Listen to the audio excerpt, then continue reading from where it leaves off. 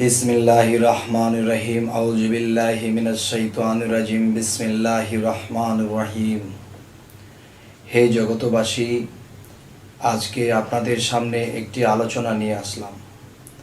সেই আলোচনাটির প্রথম বোঝার জন্য যে বিষয়টি, সেটি হলো মানুষ সাধনার কোন স্তরে গেলে সেই মানুষটির মুখে আল্লাহ কথা বলে। হে জগতবাসী, হে সমস্ত তরিকতের যত ব্যক্তিগণ আছেন এবং যারা নিয়ত করেছেন মুর্শিদ ধরবেন এবং যারা নিয়ত করেছেন মুর্শিদ ধরেছেন সাধন জগতে নামবেন, আমি তাদেরকে একটু আইডিয়া দেবো ইনশাআল্লাহ। যদি আমার এই আলোচনাগুলো কারো ভালো লাগে এবং এই কথাগুলো মেনে কেউ যদি উপর স্তরে উঠতে পারেন, তখন আমার জীবনটা ধন্য হবে। কারণ আল্লাহ বলেছে, মানুষ বেঁচে থাকে কিসের মধ্যে? মানুষ যখন মৃত্যুবরণ করে তখন দেহটা মাটির সাথে মিশে যায়, পচে যায়, গলে যায়, কিন্তু মানুষের সে আত্মাটা একটা জিনিস পায়। সেটা কি? এই পৃথিবীতে যদি কোনো মানুষের উপকার করে থাকি, কোনো শিক্ষা দিয়ে থাকি বা ভালো কিছু আমি কাউকে আদেশ দিয়ে থাকি এবং সেই অনুসারে কেউ চলে যদি উপকৃত হয়, তখন সে একদিন আমাকে স্মরণ করবে আর আমি তার স্মরণের মধ্যে বেঁচে থাকব। সুবহানাল্লাহ। এখন আজকের যে কথাটি হবে, সেই কথাটি হলো যে মানুষ কোন স্তরে গেলে আল্লাহ তার মুখে কথা বলে। সেই স্তরটি হলো, একজন মানুষ যখন বায়াত গ্রহণ করে, বায়াত গ্রহণ করলে তখন সেই মানুষটি কি বলে?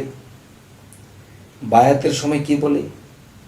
যে আমার যা কিছু আছে না আছে সমস্ত কিছু আমি আল্লাহর কাছে অর্পণ করিলাম সেই পীরের হাত ধরিয়া।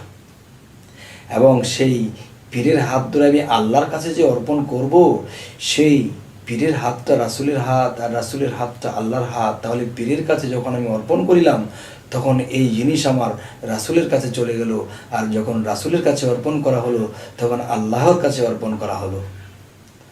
তো আজকের মূল বিষয়ে যাব, সেটি হলো মুর্শিদ। মুর্শিদ কি? মুর্শিদ মোর যোগ সিদ্ধ, তিনি হলেন মুর্শিদ, যে নিজেকে আল্লাহর পথে নিজেকে শুদ্ধ করেছে, সাংস্কৃতিক ভাষায় সিদ্ধ করেছে আর অন্য ভাষায় পবিত্র করেছে। একজন পবিত্র মানুষ, একজন পবিত্র মানুষের ভিতরে মুর্শিদ বসত করেন। আর যখন মুর্শিদ বসত করেন, তখন সেই মুর্শিদের মধ্যে আল্লাহ বিরাজ হন। তো আজকের যে মূল বিষয়টি, একজন মানুষ যখন মুর্শিদ ধরল, তখন কি হলো?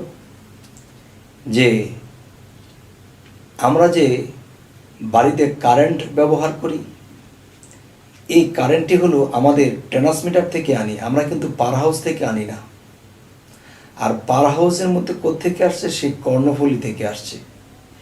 তখন কর্ণফুলীটা যদি হয় হযরত মুহাম্মদ সাল্লাল্লাহু আলাইহি সাল্লাম, এবং সেখান থেকে যদি পাওয়ার হাউস আসে, সেখানে আসে কে? সেখানে আসে ওলিয়া উলিয়ারা, বড় পীর খাজা মঈনুদ্দিন চিশতি। আর সেখান থেকে আসছে কে? ট্রান্সমিটার, আমার পীর।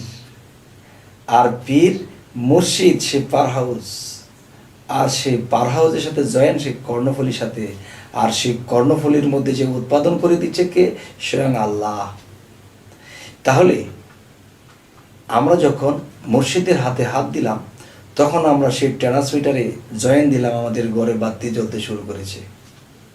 যাই হোক, আজকের মূল যে বিষয়টি, সেটি হলো, একজন মানুষ যখন সে মুর্শিদ রূপে যখন ফানাফিল্লা হয়, আল্লাহ নামের জিকির করতে থাকে এবং বিভিন্ন মুর্শিদের দেওয়া বিভিন্ন সাধনাগুলো করতে থাকে, তখন সাধন করতে করতে করতে করতে যখন নিজেকে সিদ্ধ করা হয়, শুদ্ধ করা হয়, মানে পবিত্র করা হয়, তখন সেই মানুষটি যেদিকে তাকায় সেদিকেই তার প্রেমিককেই দেখতে পায়।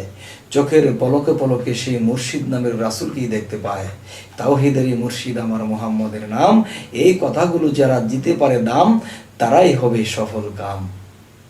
তবে এখন যে কথাটি বলতে চাচ্ছি, সেই কথাটি হলো যে মুর্শিদ রূপে যখন মানুষ ফানাফিল্লা হবে এবং সাধনার পাশাপাশি যখন ফানাফিল্লা হবে, তখন গাছের দিকে তাকাবে, দেখতে পাবে তাকে। যখন সে অন্যদিকে তাকাবে, দেখতে পাবে মুর্শিদকে। যখন সে একটা মানুষের দিকে তাকাবে, তখন দেখতে পাবে মুর্শিদকে। যখন এরকম পাগল পাগল অবস্থা হয়ে যায়, তার মাথা আজরানের কথা বলে যায়, সে খাওয়ার কথা বলে যায়, সে সর্বদাই খালি ইয়া আল্লাহু জপনা করতে থাকে, যেদিকে তাকায় তখন শুধু তাকেই দেখতে পায়। দেখতে দেখতে দেখতে দেখতে মানুষটা এমন অবস্থা হয়ে যায়, ওই অবস্থায় যদি কেউ কোনো মানুষকে কিছু বলে দেয়, তখন সেটা ঘটে যায়। এবং সেই অবস্থায় যদি কাউকে বলে দেয়, যাও তোমার বাবা মরবে না, তোমার বাবা বেঁচে আছে, মেডিকেল নিয়েছো, বেঁচে আছে। এবং দেখা যায় একজন ব্যক্তি এসে বলে যাচ্ছে যে বাবারে, আমি তো এই বিপদগ্রস্ত, যাও তোমার বিপদ আর আসবে না, সেটা চলে গেছে। কিন্তু যা বলে দিচ্ছে তাই হচ্ছে। তার যখন সে খেয়াল ফিরে আসছে, তখন দেখা যায় তাকে যখন জিজ্ঞাসা করেছিল, আপনি বলেছিলেন আমার বাবা সুস্থ হয়ে যাবে, সে তো সুস্থ হয়ে গেছে। তখন বলতেছে, কই বাবা, আমি কখন বললাম? আবার আরেকটা সময় আসে যে আপনি বলেছিলেন আমার এমন একটা বিপদ চেপে আসছে, আপনি বলছেন যাও বিপদ নেই, বিপদ কেটে গেছে। তখন আমি গিয়ে দেখি এই মর্মান্তিক এক বিপদ আমার উপরে এসেছিল, সেই বিপদটাও কেটে গেল।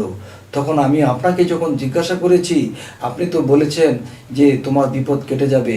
তখন আপনাকে জিজ্ঞাসা করার পরে আপনি বললেন, বাবা আমি কখন বললাম?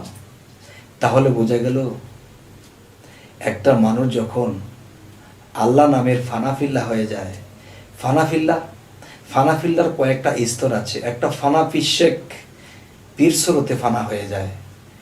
ফানাফি রাসূল, রাসূল রূপে ফানা হয়ে যায়। ফানাফি আল্লাহ, আল্লাহর রূপে ফানাফিল্লা হয়ে যায়। তখন সে আল্লাহ কি আর সেই সাত আসমানের উপরে বসে থাকে গো? তখন সে আল্লাহ এই বান্দার ফানাফিল্লার ঢেউয়ের তালে তখন তার চোখের সামনে ভেসে ওঠে। কখনো তার সামনে ভেসে ওঠে, কখনো তার মধ্যে মিশে যায়, কখনো তার সামনে ভেসে ওঠে, কখনো নিজের মধ্যে মিশে যায়। তবে এই কথাগুলো তিনি মূল্যায়ন করবেন বেশিরভাগ, যিনি এই দেশটিতে ভ্রমণ করেছেন, এই দেশটির মধ্যে গিয়েছিলেন, তিনি আমার এই কথাগুলো মূল্যায়ন করবেন। তবে হে বাবারা, হে ভক্তগণেরা, হে আশেকগণেরা, আমি সকলকে আমি অনুরোধ করে বলে যাই, যদি কেউ এরকম ফানাফিল্লার দেশে যেতে পারেন, অবশ্যই এই দৃশ্যগুলো দেখবেন এবং এটা ঘটে যাবে। তখন কি হলো, এই দেহটা কখনো নষ্ট হবে না। এই দেহটাকে আল্লাহ সযতনে রাখার ব্যবস্থা করবেন। কেন? এই দেহের ভিতরে আল্লাহ বিরাজমান হয়েছিলেন, এই দেহের ভিতরে আল্লাহ বসে এই মুখ দিয়ে আল্লাহ কথা বলেছিলেন। তখন এর দেহটাকে আল্লাহ নিজে সমস্ত ভক্ত আশিক দিয়ে হেফাজত করবে, এমন এক জায়গায় হেফাজত করবে যে পৃথিবীর সমস্ত মানুষ তাকে ভক্তি করবে, তাকে সালাম দেবে। এই ব্যক্তিকে উসিলা করে আল্লাহর কাছে কিছু চাবে, আর সেই ব্যক্তিটি তা পাবে। আর এগুলাই দেখা যায় এই পৃথিবীতে সমস্ত অলিয়া উলিয়াদের মাজারে যখন আবদার করা হয়, তখন এই অলির উসিলায় আল্লাহ কবুল করে থাকে। হে জগতবাসী, শর্ট করে কথা বললাম, বেশি লম্বা করলে হয়তো আপনারা একটু বিরক্তি বোধ করতে পারেন, এত লম্বা ভিডিও, তাই ছোট করেই বললাম। তবে আপনাদের কাছে আমার অনুরোধ রইল যে মুর্শিদ যে ধরবেন এবং যে ধরেছেন, মুর্শিদের কাছে সাধনাগুলো নেবেন এবং সেগুলো টাইম টু টাইম করবেন। দুনিয়ার কাজের পাশাপাশি যখনই অবসর পাও তখনই সাধনা করো, এই কথাটা কোথায় বলেছে আল্লাহ কোরআনে? আল্লাহ এই কথাটি বলেছে সূরা সাফফাত এবং সূরা ইনসিরার মধ্যে, যে তোমরা যখনই অবসর পাও সাধনা করো। এই সাধনাগুলো করার কথা। আল্লাহ এই কথা কেন বললেন? যখনই অবসর পাও তখনই সাধনা করো। এখন দেখা যায় আমি ওয়াক্তি যখন যে সালাত কায়েম করি তখন এমন একটা কাজ ফেলে গেছি, তখন ওয়াক্তি সালাতের মধ্যে গিয়ে আমার সেই জিনিসের কথা বারবার মনে পড়তেছে। তখন দেখা যায় আমার আল্লাহর দিকে মন নেই, আমার সেই জিনিসের দিকে মন পড়ে আছে। তখন আমার নামাজে আল্লাহর মেরাজ হয় না, সারা জীবন শুধু পড়েই গেলাম। এই জন্য আল্লাহ কোরআনে বলেছে, সূরা ইনসিরা এবং সূরা সাফফাতের মধ্যে বলেছে, তোমরা যখনই অবসর পাও সাধনা করো। আল্লাহর কথার কোনো ত্রুটি নেই। যখন মানুষ অবসর হয় তখন যখন নামাজে বসে বা ধ্যানে বসে তখন ডুবে যায়, আর সেই ডুবতে ডুবতে ডুবতে ডুবতে মহাসাগরের তলে দেশে যখন ডুবে যায় তখন সেই মহাসাগরের মধ্যে যখন ঢেউয়ের সৃষ্টি হয়, আর সেই ঢেউয়ের তালে তালে আল্লাহ, খোদা, নবী, রাসূল সেই ঢেউয়ের তালে ভেসে ওঠে, তখন তাকে সে দেখে। যাই হোক, আজ এই কথাগুলো বলেই রাখবো। সকলেই ভালো থাকবেন। আমাদের এই চ্যানেলটি যদি ভালো লাগে তাহলে আমাদের বাকি ভিডিওগুলো পেতে সাবস্ক্রাইব করুন। তবে আপনাদের সাথেই আমি থেকে যাব, আমাকে যখন খুশি তখনই আপনারা পাবেন ইনশাল্লাহ। তো আজ এ বলেই রাখছি, সকলেই ভালো থাকবেন। আল্লাহ হাফিজ।